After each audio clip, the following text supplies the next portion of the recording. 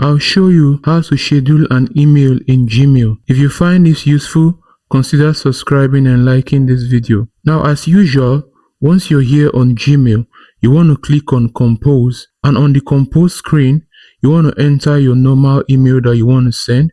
For the purpose of this video, I've entered a mock email, just something we can use to demonstrate. Now, once you're done writing your email and you want to schedule, right next to the send button, click on this arrow pointing downwards and you'll see schedule send.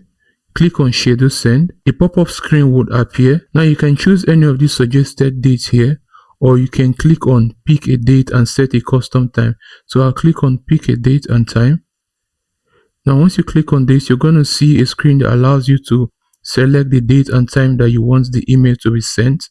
So we're going to say 11th of June. So June 11, 2026. Let's say 1 p.m. and then click on schedule send. As you can see, it said send schedule for Thursday, June 11th, 1 p.m. So you can go ahead and view the message if you want. And in case for any reason you want to cancel, you can always cancel here. But you can see that it has been scheduled. It said send scheduled for Thursday, June 11, 1 p.m. That is how you schedule an email in Gmail.